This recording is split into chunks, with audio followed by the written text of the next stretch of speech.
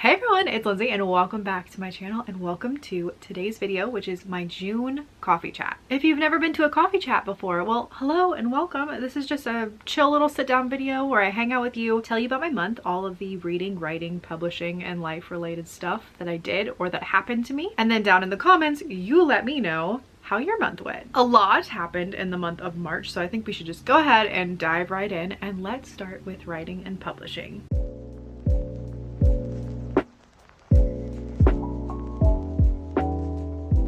This was such a heavy work month, you guys. The first thing, I went on a writing retreat to Pittsburgh, Pennsylvania with some lovely Authortuber friends to launch Katie Chandler's book. It was a wonderful week. It was a wonderful book launch and I vlogged the entire thing, so you can watch it if you're interested. And there's honestly no way of talking about this month without talking about my 75 challenge. I decided that I wanted to do a little bit of a reset in my life, not only with writing, but diet, exercise, wake up, schedule time, all of that stuff. So I decided that on June 16th, I was going to do a little reset. That was the first Monday after I came back from my writer retreat and I just wanted to, do a reset. I talk about my goals for the challenge here. I share the first week of me actually doing the challenge here, so you can watch those if you're interested. I'll link them below. In this writing section, I'm just going to talk about what I've decided to do writing wise, and that was 4 hours of writing 5 days a week. Now, I really thought that writing for 4 hours 5 days a week would just be sitting down for 4 hours. I don't know why I didn't ever think about that when I was making the goal,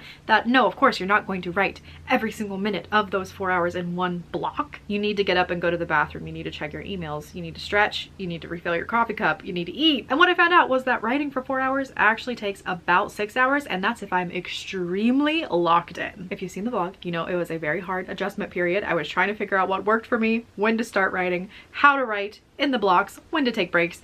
It was a whole thing. I'm on week 3 now of the challenge and I do feel much more set in my routine. I have worked through all the kinks. I kind of had like a trauma response to change that didn't do as well with that, but I worked it through, I think, in that vlog. So week 3, we're settled. I finally have found what works for me, at least for now. I know things are going to change when I finish working on my current novel and move to another one, but for now, I'm feeling much more set. The last 2 weeks of June, I was focusing on doing 45 15s, which are 45-minute sprints with a 15-minute break. I can do whatever I need to do in the 15-minute break, eat, go to the bathroom, scroll my phone, whatever. But the moment that that timer goes off and it's 45 again, I'm writing. This was so helpful for me. I was so locked in. I wasn't constantly like checking the timer on my phone like, oh my gosh, there's 3 hours and 17 minutes left. There's an hour and 14 minutes left. Like, it was just like, just get through that 45. Like, that's all you have to do is get through the 45 and you're good. Doing this, as long as I started early in the morning, gave me so much more time during the day. I was able to fit in some YouTube-y stuff at the end of the day. And most of the time I was done writing by 3. Given this goal, I still feel very like my time is very regimented. Like right now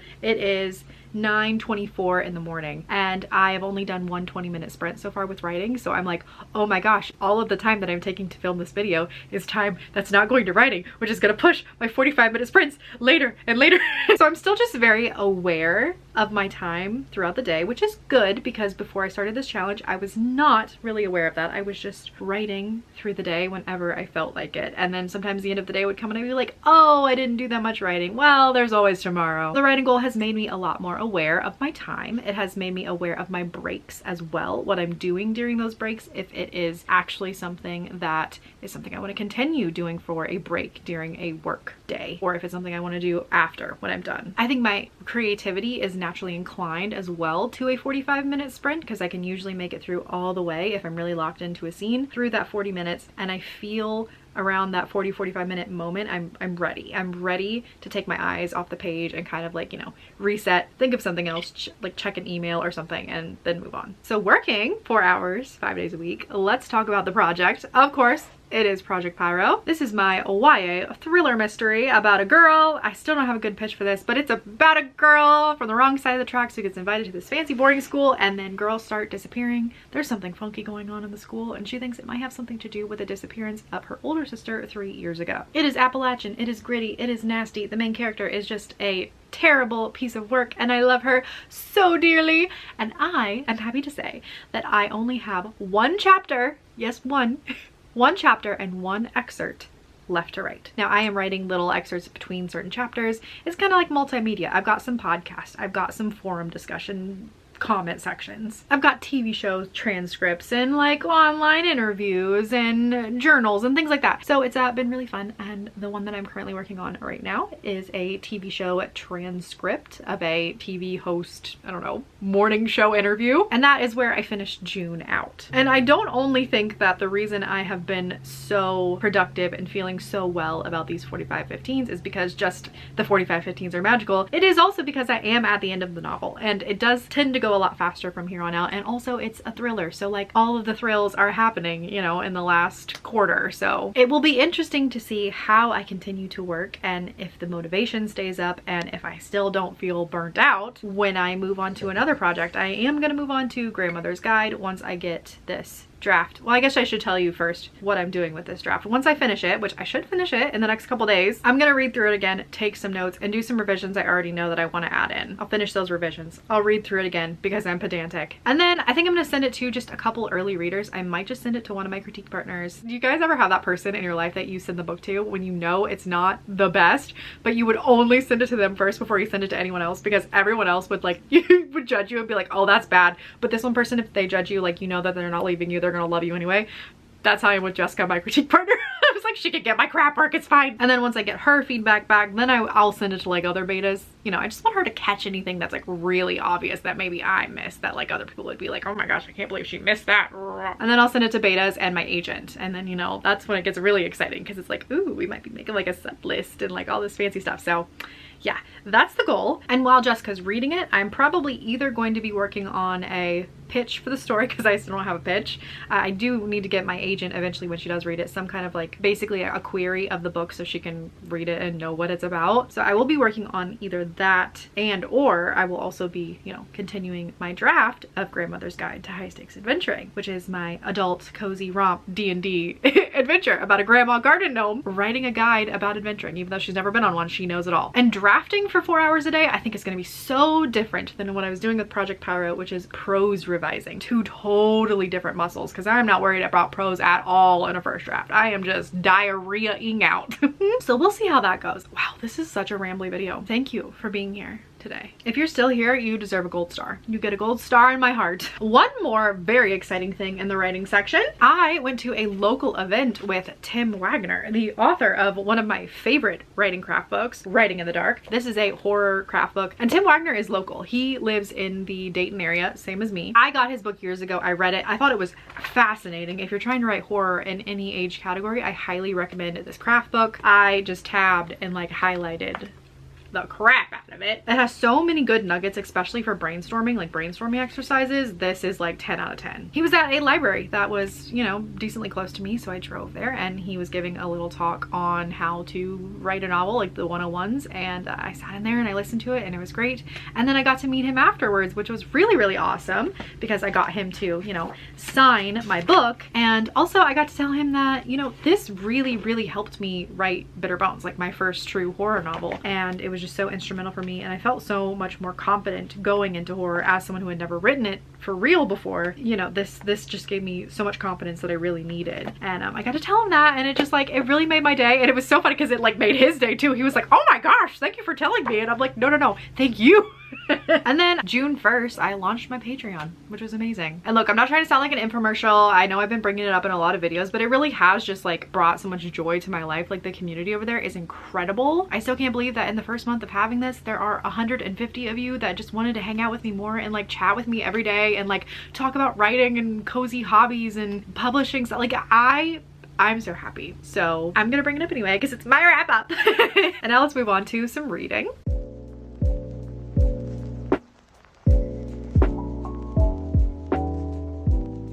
Okay, so I spent so much time just on this challenge this month that the reading was very lax. I mean, I do have the 10 pages of nonfiction that I am reading every day for the challenge, and that's going well. I am almost halfway through my nonfiction book, so, you know, I'll update you on that when that's finished.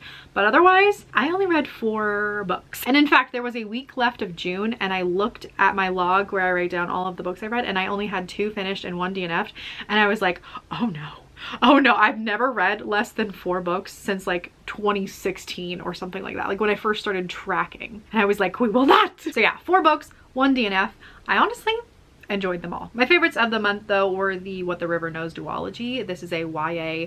It is technically a fantasy. It feels much more like historical action adventure. The fantasy elements are very light, but it's pitched everywhere as The Mummy, but for a YA audience. And I was like, heck yeah, I love a good action adventure. Incredible. This follows a girl whose parents were, I guess, kind of like archaeologists. They're from Argentina. They moved to Egypt and they work over there trying to like save artifacts from being stolen. Our main character gets pulled in over there. There's some shenanigans going on. There's some conspiracies going on. And of course there's like a hot boy. And I just found this so fun. Like, these were wonderful YA stories. I don't think I've been so pulled into a YA fantasy in so long. It was nostalgic. It was fun. It was like an impulsive, headstrong, you know, super pretty, so she gets away with everything, teenage girl who just gets into bad situations because she just knows it all, and like the boy that like she like likes but she can't like, and he likes her but he can't like her. And it was just really fun. And it's so funny reading it as an adult. I was like, her uncle is the one who is like in charge of her, like taking care of her. As a YA reader, I know I would have been like, oh my gosh, her uncle needs to lighten up, like let her do what she wants. But now as like a 30-year-old woman, I'm like reading this and I'm just like imagining like a tired, grumpy, exhausted Pedro Pascal just being like, oh my gosh, I didn't have kids for a reason and now I have this girl to take care of. Like, I didn't want a 17-year-old.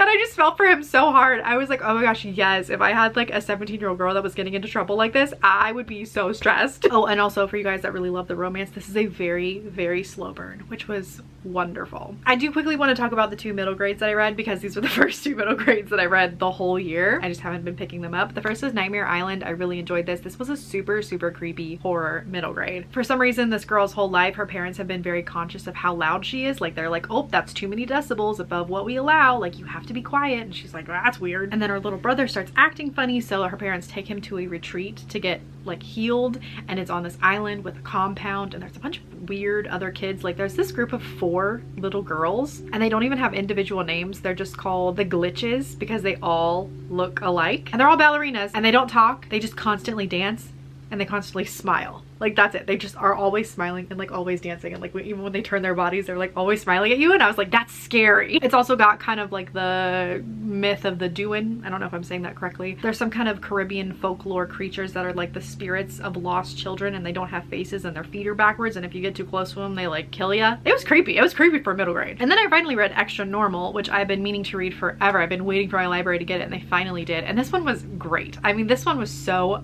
funny. It had creepy parts too, but to me, it was just more enjoyable action adventure funny. It follows a girl who's just a normal human, but all of her siblings are these collections that her parents have found of just like different types of paranormal children they've all taken together to raise together. It's almost like Supernatural. Like, they fight these bad paranormal things, but every now and then you just find a cute little kid and you're like, oh, you can become part of my family. So it's a really cute found family, and it follows this girl. She's just very normal. Her parents need a break. They're working all the time and taking care of all of these children, which deserve extra attention because they've got, you know, turning into full like werewolves in the full moon. One of them is like a ghost who just randomly will combust and light things on fire. So it's like a lot for her parents, and she's like, no, you guys go on vacation, I got this. But when her parents leave, some really weird neighbors move in next door. Again, they're just too perfect. It's like always smiling, always happy, and she's like, something's going on. I literally laughed out loud so many times during this book because the agents that her parents work with, that she's like texting because she doesn't want to bother her parents because she wants them to go on vacation. So she's texting all the other agents in her parents' little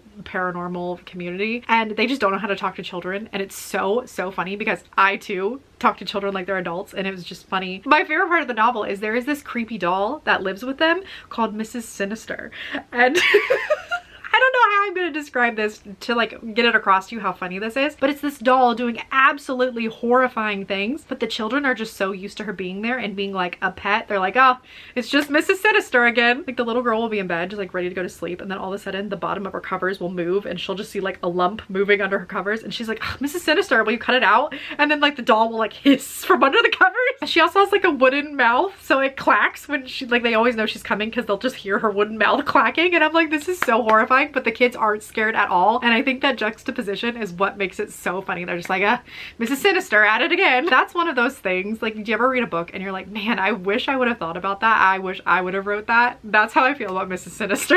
All right, and that's all the reading. And now let's move on into some life stuff.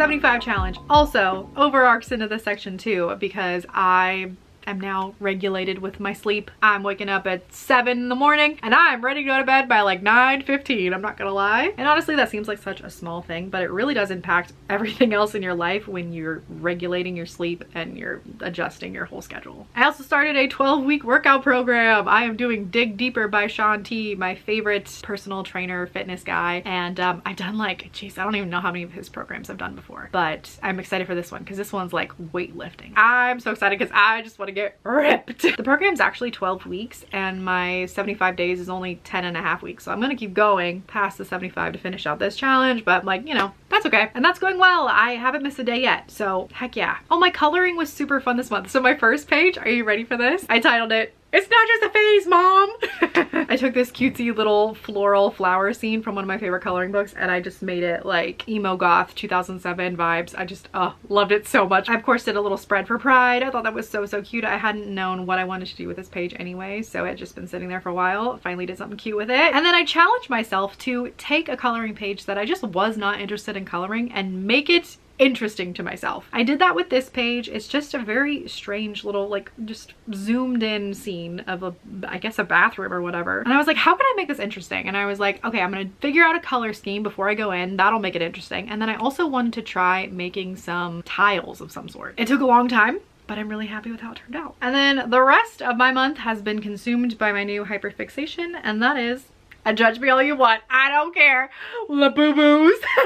Listen, if you've known me at all, my brand, my vibe, my whimsy prescription is cute but slightly creepy, okay? I've been collecting Fugglers for the longest time and I've loved them. And I'm like, why are these not more mainstream? So when Labubu's got famous, when they started taking over the internet, I was like, it is my time. Something I like is finally cool. And so of course I got one and I got obsessed. And like, you know, they're just these little keychains that come in like little blind boxes, and they're these little Nordic inspired elves monster things. I love them. Look at her. She's ready to go to the pool. I made her this little bathing suit and she's borrowing Samuel L. Jackson's sunglasses. And look, I found this from my American Girl doll box in the closet. She even has little money. She's rich, but I love her. She's bringing me joy.